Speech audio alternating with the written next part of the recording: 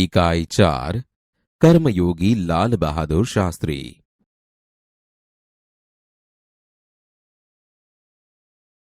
श्रवण कीजिए। शास्त्री जी के नाम के साथ कर्मयोगी विशेषण जोड़ना बिल्कुल उपयुक्त है, क्योंकि मुझे तो उनका सारा जीवन ही कर्म से भरा हुआ मालूम पड़ता है। शास्त्री जी सामान्य परिवार से ऊपर उठकर देश के प्रधानमंत्री के जिस महत्वपूर्ण पद तक पहुंचे, उसका रहस्य उनके कर्मयोगी होने में ही छिपा हुआ है।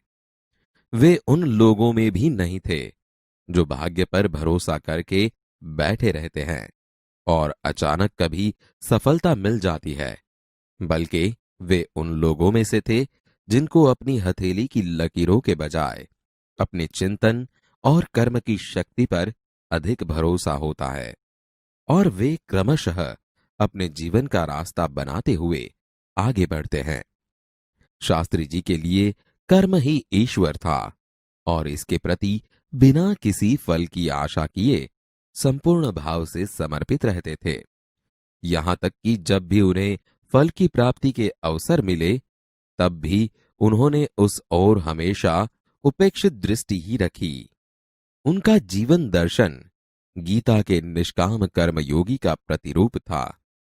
इसलिए मैं समझता हूं कि उन्हें केवल कर्मयोगी के बजाय निष्काम कर्मयोगी कहना कहीं अधिक उपयुक्त होगा।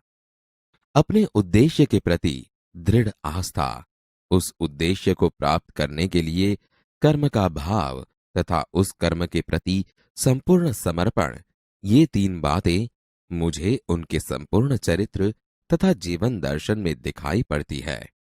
अपने एक भाषण में उन्होंने इसी तरह के विचार व्यक्त करते हुए कहा था, यहां तक कि भले ही आप राजनीतिक क्षेत्र या सामाजिक क्षेत्र या किसी अन्य क्षेत्र में कार्य करते हैं, यदि आप उसमें सफल होना चाहते हैं, अपने दायित्वों का पूरी तरह से निर्वाह करना चाहते हैं, तो आपके कार्य और समर्पण तथा भक्ति और कर्म में समन्वय होना चाहिए। मैं शास्त्री जी की सफलता का रहस्य उनके इसी महत्वपूर्ण चिंतन में मानता हूं। साथ ही यह भी मानता हूं कि किसी भी व्यक्ति, समाज और देश के विकास का रहस्य इसी भक्ति और कर्म के सिद्धांत में निहित है। शास्त्री जी का संपूर्ण जीवन श्रम, सेवा, सादगी और समर्पण का अनुपम उदाहरण है। उनके ये गुण केवल उनके कार्यों और विचारों में ही अभिव्यक्ति नहीं पाते थे, बल्कि उनको देखने से ही इन सभी भावों का एहसास हो जाता था। उनके अपने व्यक्तित्व में विचारों का अनोखा समन्वय था। वे जो कुछ कहते थे वही करते थे। जो कुछ भी करते थे वह एकमात्र राष्ट्र लाभ की भावना से प्रेरित होकर करते थे। मुझे लगता है कि यह उनके चरित्र की एक बहुत बड़ी विशेषता थी, जिसके कारण देशवासी उन पर इतना अधिक विश्वास करते थे और उन्हें चाहते भी थे। पंडित नेहरू की समृद्ध राजनीतिक विरासत को संभालना और उसे आगे ले जाने का काम कम कठिन नहीं था, लेकिन देश ने उस समय यह साफ साफ देखा कि उसे संभालने की ताकत शास्त्री जी में ही है, और शास्त्री जी ने अपने निर्मल चरित्र और दृढ़ संकल्प शक्ति द्वारा देश की इस आकांक्षा को पूरा किया। शास्त्री जी की एक सबसे बड़ी विशेषता यह थी कि वे एक सामान्य परिवार में पैदा हुए थे। सामान्य परिवार में ही उनकी परवरिश हुई, और जब वे देश के प्रधानमंत्री जैसे महत्वपूर्ण पद पर पहुंचे, तब भी वह सामान्य ही बने रहे। विनम्रता, सादगी और सरलता उनके व्यक्तित्व में एक विशिष्ट प्रकार का आकर्षण पैदा करते थे। इस दृष्टि से शास्त्री जी का व्यक्तित्व बापू के अधिक करीब था, और कहना न होगा कि बापू से प्रभावित होकर ही सन 1921 में उन्होंने अपनी पढ़ाई छोड़ दी।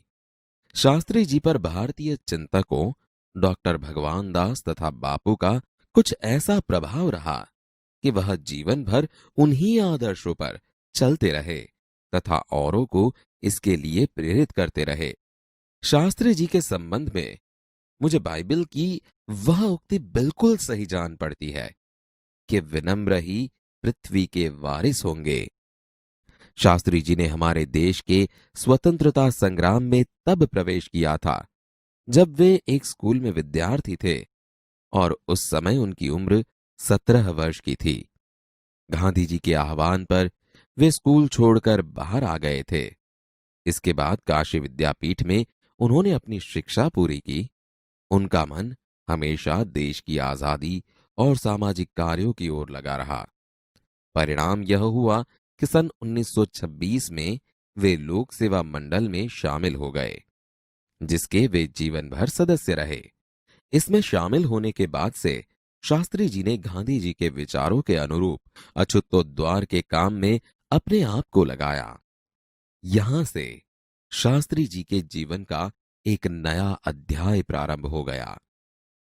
सन 1930 में जब नमक कानून तोड़ो आंदोलन शुरू हुआ तो शास्त्री जी ने उसमें भाग लिया, जिसके परिणाम स्वरूप उन्हें जेल जाना पड़ा। यहां से शास्त्री जी की जेल यात्रा की जो शुरुआत हुई तो वह सन 1942 के भारत छोड़ो आंदोलन तक निरंतर चलती रही। इन 12 वर्षों के दौरान वे 7 बार जेल गए। इसी से यह अंदाजा लगाया जा सकता है कि उनके अंदर देश की आजादी के लिए कितनी बड़ी ललक थी। दूसरी जेल यात्रा उन्हें सन 1932 में किसान आंदोलन में भाग लेने के लिए करनी पड़ी। सन 1942 की उनकी जेल यात्रा 3 वर्ष की थी, जो सबसे लंबी जेल यात्रा थी। इस दौरान शास्त्री जी जहां एक ओर गांधी जी द्वारा बताए गए रचनात्मक कार्यों में लगे हुए थे, वहीं दूसरी ओर पदाधिकारी के रूप में जनसेवा के कार्यों में भी लगे रहे। सन 1935 में वे संयुक्त प्रांतीय कांग्रेस कमेटी के सचिव बनाए गए। इस पद पर वे 1938 तक रहे। किसानों के प्रति उनके मन में विशेष लगाव था, इसलिए उनको सन 1936 में किसानों की दशा का अध्ययन करने वाली एक कमेटी का अध्यक्ष बनाया गया। पूरी लगन के साथ काम करके उन्होंने अपनी रिपोर्ट प्रस्तुत की, जिसमें जमींदारी उन्मूलन पर विशेष जोर दिया गया। इसके बाद के 6 वर्षों तक वे इलाहाबाद की नगरपालिका से किसी न किसी रूप में जुड़े रहे। मैं समझता हूं कि इस अनुभव ने भी शास्त्री जी के व्यक्तित्व और चिंतन को नागरिकों की समस्याओं से निकट से परिचित कराया। उनके पास ग्रामीण जीवन का अनुभव था। अब इसके साथ ही इलाहाबाद नगरपालिका ने जनसेवा का भी अनुभव जोड़ दिया था। लोकतंत्र की इस आधारभूत इकाई में कार्य करने के कारण वे देश की छोटी छोटी समस्याओं और उनके निराकरण की व्यावहारिक प्रक्रिया से अच्छी तरह से परिचित हो गए थे। कार्य के प्रति निष्ठा और मेहनत करने की अदम्य क्षमता के कारण सन 1937 में वे संयुक्त प्रांतीय व्यवस्थापिका सभा के लिए निर्वाचित हुए। सही मायने में यहीं से शास्त्री जी के संसदीय जीवन की शुरुआत हुई, जिसका समापन देश के प्रधानमंत्री पद तक पहुंचने में हुआ। शास्त्री जी को भारतीय राजनीति की इतनी सही और गहरी पकड़ थी कि श्रीमती इंदिरा गांधी ने उन्हें अपना राजनीतिक गुरु मानते हुए कहा था कि उन्हीं के मार्गदर्शन में मेरा राजनीतिक जीवन शुरू हुआ। देश की आजादी के बाद उत्तर प्रदेश तथा केंद्र सरकार में शास्त्री जी भिन्न भिन्न पदों पर रहे। उत्तर प्रदेश में उन्हें गृह मंत्री बनाया गया। बाद में पंडित नेहरू के अनुरोध पर वे केंद्र में आ गए। केंद्र में उन्होंने रेल और परिवहन, संचार, वाणिज्य, उद्योग और गृह जैसे महत्वपूर्ण मंत्रालयों में मंत्री पद संभाला। इन पदों पर रहते हुए शास्त्री जी ने अपनी जिस प्रशासकीय दक्षता का प्रमाण दिया, वह हमारे देश के लिए एक उदाहरण है। अपने मंत्रालयों के कार्यों में उनका दृष्टिकोण अत्यंत व्यवहारिक तथा सभी प्रकार की औपचारिकताओं से परे होता था। वे अपने को कभी भी अपने पद के कारण ऊंचा नहीं मानते थे। उनकी बड़ी सीधी सी धारणा थी कि वे जनता के शासक नहीं बल्कि जनता के सेवक हैं। ऐसी भावना से कार्य करने के कारण उन्हें अपने मंत्रालय में तो लोकप्रियता मिली ही, साथ ही साथ सारे देश में भी लोकप्रियता मिली। इसी लोकप्रियता का परिणाम था कि पंडित नेहरू के निधन के बाद देश ने उन्हें प्रधानमंत्री के रूप में स्वीकार किया। देश के इस महत्वपूर्ण पद पर रहते हुए केवल 19 महीने के छोटे से समय में उन्होंने जितनी सफलताएं और लोकप्रियता प्राप्त की, वह एक उदाहरण है। शास्त्री जी के सामने अपना उद्देश्य बिल्कुल स्पष्ट था। उसमें किसी प्रकार का धुंधलापन या भटकाव नहीं था। वे हमारे देश के अत्यंत महत्वपूर्ण पदों पर रहे और इन पदों पर रहते हुए स्वाभाविक रूप से वे अधिकार संपन्न भी थे। लेकिन उन्होंने हमेशा आत्मसंयम से काम लिया तथा अधिकारों से अधिक कर्तव्यों को तरजीह दी। शायद इसीलिए शास्त्री जी इतने अधिक लोकप्रिय भी हो सके। उन्होंने अलीगढ़ मुस्लिम विश्वविद्यालय के दीक्षांत समारोह में 19 दिसंबर 1964 को छात्रों को संबोधित करते हुए कुछ इसी तरह के विचार व्यक्त किए थे।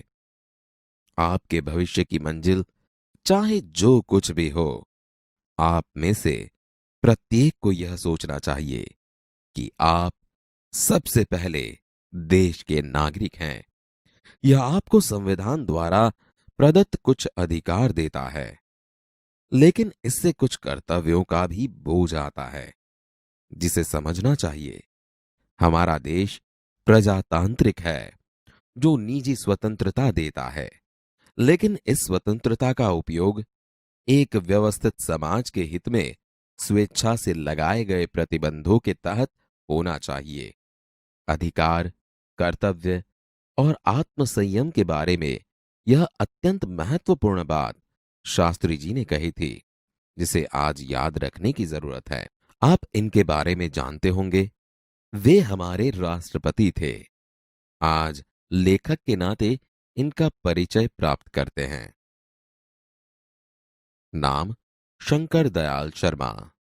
जन्मतिथि 19 अगस्त 1918। मृत्यु तिथि 26 दिसंबर 1999। जन्मस्थान भोपाल, मध्य प्रदेश। विशेष हमारे देश के राष्ट्रपति। राष्ट्रपति काल 1992 से 1997। हाँ तो मित्रों, शंकर दयाल शर्मा हमारे 9वें राष्ट्रपति थे।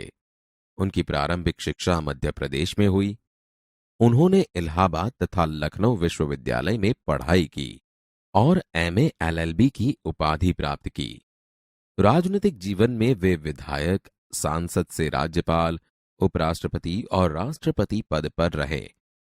हिंदी और अंग्रेजी दोनों भाषाओं में उन्होंने अनेक पुस्तकें लिखीं, जैसे कि देशमणि, हमारे पथ प्रदर्शक, प्रतिष्ठित भारतीय, हमारे चिंतन की मूल धारा इत्यादि। शास्त्री जी के नाम के साथ कर्मयोगी विशेषण जोड़ना बिल्कुल उपयुक्त है, क्योंकि मुझे तो उनका सारा जीवन ही कर्म से भरा हुआ मालूम पड़ता है। शास्त्री जी सामान्य परिवार से ऊपर उठकर देश के प्रधानमंत्री के जिस महत्वपूर्ण पद तक पहुंचे, उसका रहस्य उनके कर्मयोगी होने में ही छिपा हुआ है। वे उन लोगों में भी नहीं थे जो भाग्य पर भरोसा करके बैठे रहते हैं और अचानक कभी सफलता मिल जाती है, बल्कि वे उन लोगों में से थे जिनको अपनी हथेली की लकीरों के बजाय अपने चिंतन और कर्म की शक्ति पर अधिक भरोसा होता है, और वे क्रमशः अपने जीवन का रास्ता बनाते हुए आगे बढ़ते हैं। शास्त्री जी के लिए कर्म ही ईश्वर था और इसके प्रति बिना किसी फल की आशा किए संपूर्ण भाव से समर्पित रहते थे। यहां तक कि जब भी उन्हें फल की प्राप्ति के अवसर मिले, तब भी उन्होंने उस ओर हमेशा उपेक्षित दृष्टि ही रखी। उनका जीवन दर्शन गीता के निष्काम कर्मयोगी का प्रतिरूप था। इसलिए मैं समझता हूं कि उन्हें केवल कर्मयोगी के बजाय निष्काम कर्मयोगी कहना कहीं अधिक उपयुक्त होगा।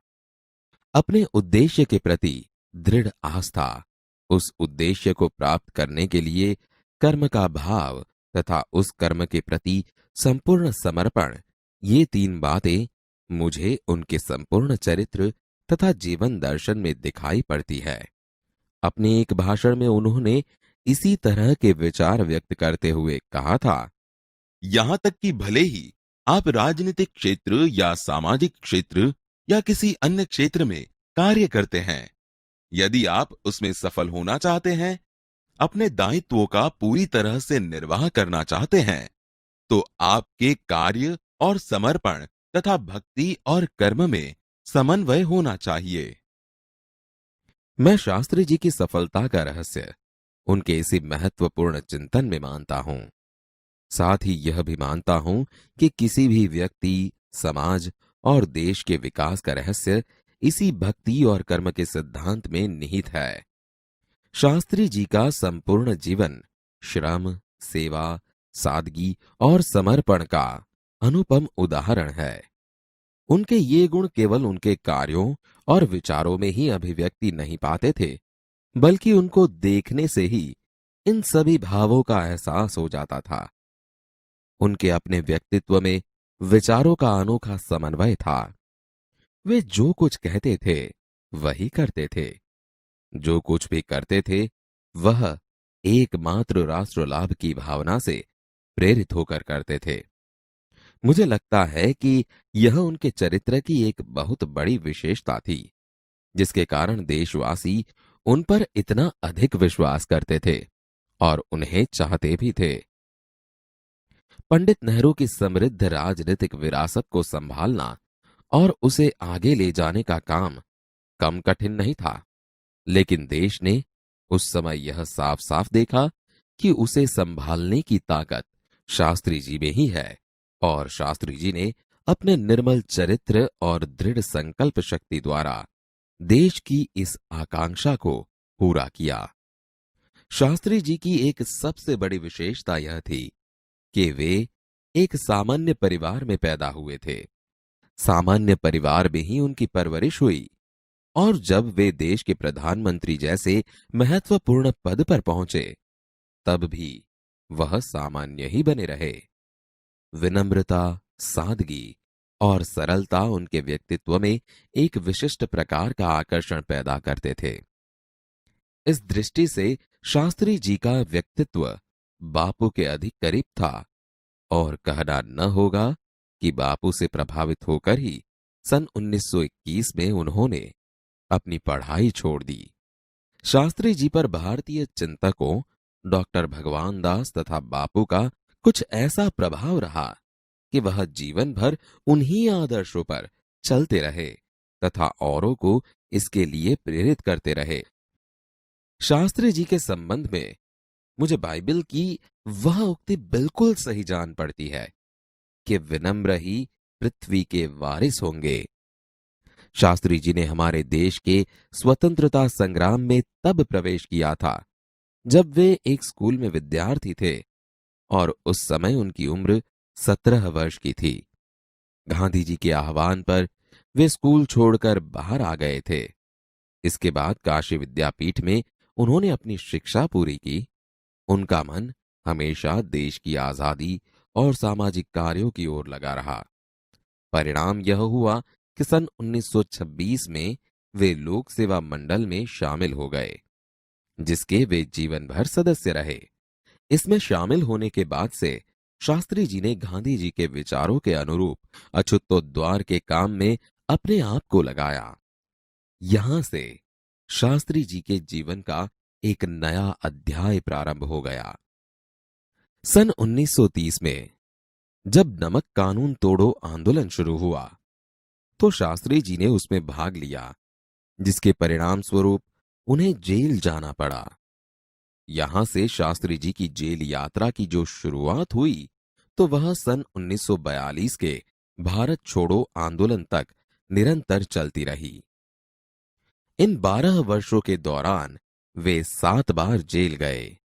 इसी से यह अंदाजा लगाया जा सकता है कि उनके अंदर देश की आजादी के लिए कितनी बड़ी ललक थी। दूसरी जेल यात्रा उन्हें सन 1932 में किसान आंदोलन में भाग लेने के लिए करनी पड़ी। सन 1942 की उनकी जेल यात्रा 3 वर्ष की थी, जो सबसे लंबी जेल यात्रा थी। इस दौरान शास्त्री जी जहां एक ओर गांधी जी द्वारा बताए गए रचनात्मक कार्यों में लगे हुए थे, वहीं दूसरी ओर पदाधिकारी के रूप में जनसेवा के कार्यों में भी लगे रहे। सन 1935 में वे संयुक्त प्रांतीय कांग्रेस कमेटी के सचिव बनाए गए। इस पद पर वे 1938 तक रहे। किसानों के प्रति उनके मन में विशेष लगाव था, इसलिए उनको सन 1936 में किसानों की दशा का अध्ययन करने वाली एक कमेटी का अध्यक्ष बनाया गया। पूरी लगन के साथ काम करके उन्होंने अपनी रिपोर्ट प्रस्तुत की, जिसमें जमींदारी उन्मूलन पर विशेष जोर दिया गया। इसके बाद के 6 वर्षों तक वे इलाहाबाद की नगरपालिका से किसी न किसी रूप में जुड़े रहे। मैं समझता हूं कि इस अनुभव ने भी शास्त्री जी के व्यक्तित्व और चिंतन को नागरिकों की समस्याओं से निकट से परिचित कराया। उनके पास ग्रामीण जीवन का अनुभव था। अब इसके साथ ही इलाहाबाद नगरपालिका ने जनसेवा का भी अनुभव जोड़ दिया था। लोकतंत्र की इस आधारभूत इकाई में कार्य करने के कारण वे देश की छोटी छोटी समस्याओं और उनके निराकरण की व्यावहारिक प्रक्रिया से अच्छी तरह से परिचित हो गए थे।